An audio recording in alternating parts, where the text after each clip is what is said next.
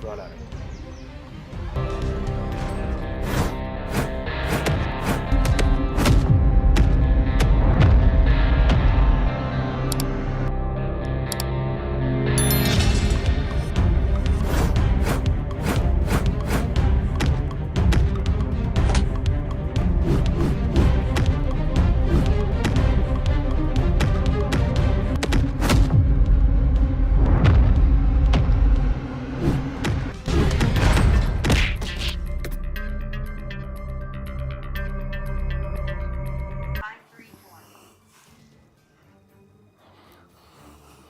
ሄሎ አለቃ።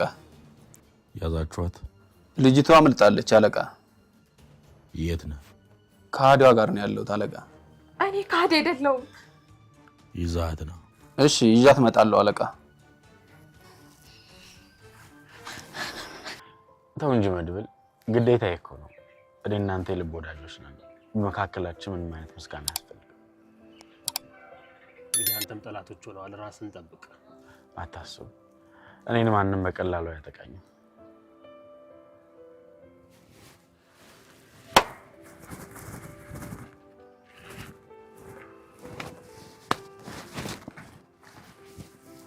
ለማንኛውም እናንተ ሂዱ፣ እኔ እዚሁ ሆኜ ትንሽ ሁኔታውን እቃኛለሁ። አብረን ብንሄድ አይሻልም? ግድ የለም መድብል፣ ሂዱ። እኔ ምንም አላደረኩም።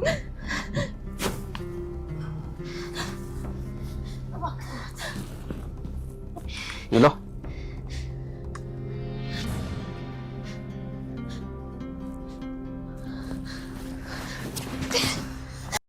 ሰላም የቻናል ቤተሰቦች በያላችሁ በተለም ዳርቻ ሰላማችሁ በዚህ ትርፍርፍ በልኝ። እንደምን አላችሁ? እንደምን ቆያችሁልኝ?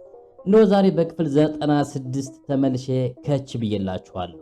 ታዲያ ለዚህ ቻናል አዲስ የሆናችሁ ቻናሉን ሰብስክራይብ፣ ላይክ፣ ሼር ማድረጋችሁን በፍጹም እንዳይረሳ። በቀጣይ ደሰስ እናደርገዋለን። ክፍል 96ን እንግዲህ ሞጌ እንዳስታወሳችኋት ያው ዝናን ፈትቼ ለቃለሁ ብላ በቦክስ ቀምሳ ተኝታለች። ከእንቅልፏ ትነሳለች ተብሎ ቢጠበቅም በፍጹም ልትነሳ አልቻለችም ማለት ነው። አቶ ዝናም እንግዲህ ሞገስንን ከመታና ከጣለ በኋላ ወጥቶ ለማምለጥ ጥረት አድርጎ ነበረ፣ ግን በፍጹም አልተሳካለትም። እንግዲህ መድብል በሩ ጋር ጠብቆታል ማለት ነው። እንግዲህ አልተሳካልሽም አቶ ዝና፣ ለሌላ ቀን ትሞክሪያለሽ ማለት ነው። ባይዘው ዝና ትቢቷ እየተነፈሰላት ነው። አሁን እንደ በፊቱ ደረጥ ማለቷ እየቀነሰች ነው። እንደውም ምግብ እየሰጧትና እየበላች ስለሆነ ነው እንጂ ሙሉ በሙሉ ልኳን ትገባለች ብዬ አስባለሁኝ።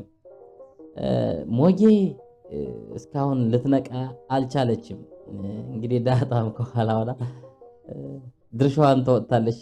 መድብል ሲመጣላት የልብ ኩራት ተሰምቷት ከኋላ መዘነዘና ብለዋለች። ከኋላ በዘነዘና ቀምሰዋለች ማለት ነው። በጣም ነው የነደደው ዝና፣ በጣም ነው የነደደው። ታባቱና ገባለት። እኔ ወንድ ነው መድብል፣ ዝግባ የሆነ ሰውዬ እንዴት አባቱ አድርጎ እንደጣሉ ቤት እንደተመቸኝ እግዚአብሔር። ታባቱና አጋደመው ታባቱና። እዚህ ጋር ግን ትንሽ ይቀረዋል። አመታት ድምጽ ቢኖር ሚል ድምጽ ያስፈልግ ነበር። ሚል ድምጽ ኤዲተር ማን እንዴ በስራ አሰሩልን እንጂ ምንድነው ስሜት ቀስቀስ የሚያደርግ ቦክስ አታረጉልንም? እንዴ ምን ሆናችኋል? በእኛማ አትቀልዱ። እግዚአብሔር ይደብረናል። ኤዲት ስታደርጉ በስርዓት ኤዲት አድርጉ። አሁን እዚህ ጋር እንደዚህ ሲመጣው ምናምን እንዴት ነው የሚል ድምጽ አያስፈልግም እንዴ? ሙዳ ታዙብን። እንግዲህ ምሳሌን ከዛ ቤት ይዞ ሲወጣ እንግዲህ አጋጣሚ ሆኖ ከች ብለውበታል ማለት ነው። እዚህ ጋር ምን እንዳስታወሰ ታውቃላችሁ? መራራ ቅጣት እናስታወሳችሁት? የድሮ ፊልም መራራ ቅጣት፣ ስጋት ምናምን የሚል ፊልሞች፣ አላዳንኩሽም ምናምን የሚል ፊልሞች ታስታውሳላችሁ? አይብት አርጎት እዚህ ላይ በእናታችሁ እሱን ነው ያስታወሰኝ። እዚህ ጋር አንዳንዴ እንደዚህ አክሽን ምናምን መኖሩ ባይዘው በጣም ጥሩ ነው። ሁልጊዜ ዝም ብሎ ፍቅር ምናምን ሰው ጠፋ ሰው ምናምን ፍለጋ ምናምን ከምትሉን እንደዚህ ትኩረትን ሳብ በሚያደርግ ነገር ስትሰሩ በጣም ደስ ይላል ማለት ነው። ውድ ፋሚሊ እንግዲህ ምሳሌን በዚህ መልኩ አድነው ወጠው ሂደዋል ማለት ነው። ኃላፊነቱን ተወጥቷል።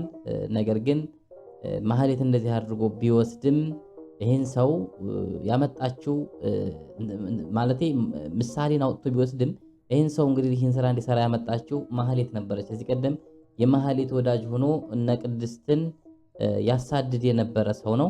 ነገር ግን ከዛ ነገር ወጥቶ የመድብል ጓደኛ በመሆኑ ያለምንም ክፍያ ምሳሌን አውጥቶ ወስዶ ለመድብል ሰጥቷል ማለት ነው። ለመድብል ደግሞ የልብ ጓደኛው እንደሆነ እንግዲህ ሲናገር ሰምታችሁታል። ስለዚህ በአንተና እኔ መካከል ምንም አይነት ምስጋና አያስፈልግም፣ የልብ ወዳጆች ነን ብሎታል ማለት ነው። ስለዚህ እንግዲህ በሀዘን ተውጦ የነበረው ቤት በደስታ እየተፍነሸነሸ ነው። ሌላው ግን እዚህ ቀደም ስነግራችሁ የነበረው የሰውን ክፋት የሚመኝ ሰው መጨረሻው በሰዎች እንደሚጠፋ ስነግራችሁ ነበር። ወይዘሮ ማህሌት እንግዲህ የሴራ ንግስት ነች እንደምታውቋት። ነገር ግን አሁን ላይ ነገሮቹ በሙሉ ወደሷ እያንጃበቡባት ይሏል ማለት ነው። ማህሌትንን ምሳሌን እንግዲህ እዞ የሄደውን ሰው ያመጣችው እሷ ስለነበረች ሆን ብለሽ ነው ለሴራ ይህንን ሰው ያመጣሽው ክደሽናል በሚል ሰዎች የዝና ሰዎች እንግዲህ ተልከውባታል ማለት ነው። የዝና ሰዎች ማህሌትን አግተው እንዲያመጡ ተልከዋል። እንግዲህ ሴትዮዋ ታወኝ እኔ የማውቀው ነገር የለኝም ምናምን ነገር እያለች ነው። ደስ ብሎኛል እዚህ ጋር መጥቶ እንደውም ቁም ስቅሏን ሲያበራት እዛ ሀዝና ተባለ እንቅ አድርጎ ጉርምቧን አንቆ ሊገላት ነበር። ቢገላገልን በጣም ደስ ይለኝ ነበረ። ግን ያው እንደዚህ ስትጨናነቂ ስትሰቃይ ማየታችን ለኛ በጣም ትልቅ ነገር ነው። ምክንያቱም ከሰራሽው ስራ ይሄ በጣም ሩብ ነው። ገና አንቺ በቃ እስከ መጨረሻው እንጦሮንጦስ ወርደሽ ማየት ነው የምፈልገው ወይዘሮ ማህሌት። እኔ እንደው ላንቺ ምንም የሚያዝን አንጀት የሚባል ነገር በፍጹም የለኝም። በፍጹም ኤፍራታ እንግዲህ ከምን ድንጋይ የተገኘ ምን አብሮ ይወቀጣል ነው የሚባል። ከጌሾ ጋር የተገኘ ምንድን ነው የሚባል ነው? ከተልባ ጋር የተገኘ ጠጠር አብሮ ይወቀጣል ነው።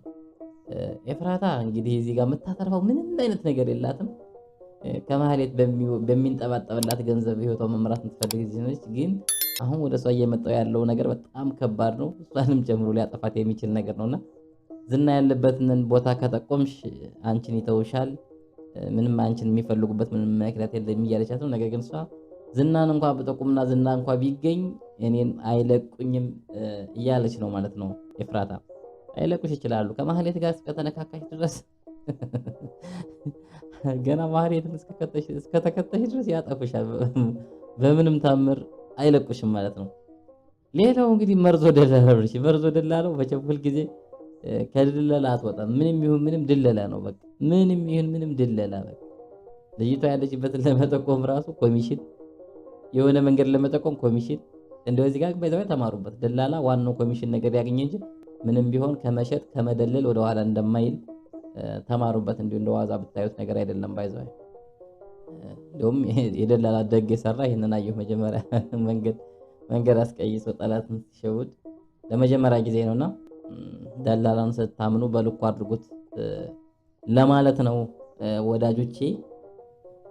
ሌላው ምሳሌ ወደ ቤትሽ ስለተመለስሽ በጣም ደስ ብሎናል። አሁን የቀረን እንግዲህ ብሩክ ነው።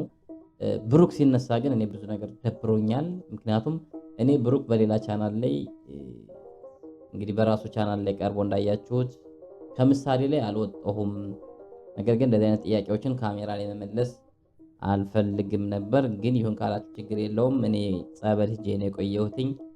መቼ ወደ ምሳሌ እንደምመለስ አላቅም።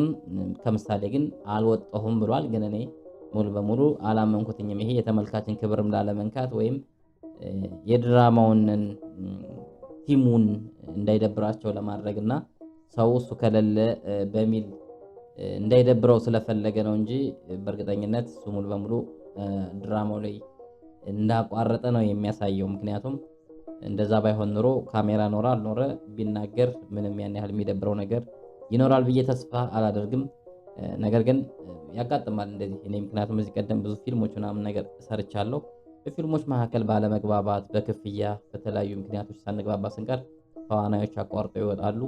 እኛም ያንን ነገር መግባባት አልችል ስንል ሌላ ድርሰት ቀየስ አድርገን ያው ያንን ነገር ለማስቀጠል እንሞክራለን። ግን ያው ወዙን እያጣ ስለሚሄድ ድራማው ምናልባት ያለባችሁንን ችግር ቀርፋችሁ ብሩክን ወደዚሁ ድራማ ብትመልሱት ለናንተም ለተመልካቹም በጣም ጥሩ ይሆናል ብለን ተስፋ እናደርጋለን። ምክንያቱም ብዙ ተመልካች ብዙ ነገር ከአእምሮ ላይ ስሏል። በተለይ ከቅድስት ጋር ምን አይነት ፍቅር ኑሯቸው ከዛስ በዚህ ፍቅር ላይ ማህሌት ምን አይነት ቅናት ይኖራት ይሆነኝ ምን ይፈጠራል ቀጣይ የሚለውን ነገር ማየት እንፈልጋለን። ሌላው የተገፋች ነች ቅድስት ማለት በጣም የተገፋች ሴት ነች። ስለዚህ ከብሩክ ጋር ምን አይነት ህይወት ኑሯት ማየት እንፈልጋለን የምንለውን ሁላችንም በየአእምሯችን የሆነ ምስል ስለናልና ያንን ነገር ማየት ስለምንፈልግ በተቻለ መጠን ብሩክ ወደ ድራማው እንዲመለስ ብታደርጉልን ጥሩ ነው ለማለት እወዳለሁ። እንግዲህ ለዛሬ ያዘጋጀንላችሁ ፕሮግራም ይሄን ይመስል ነበር። ቀጣይ በሌላ ፕሮግራም እስከምንገናኝ ድረስ እያላችሁበት የዓለም ዳርቻ ሰላማችሁ እንዲበዛ ተመኘው። ሰናይ ጊዜ ይሁንላችሁ።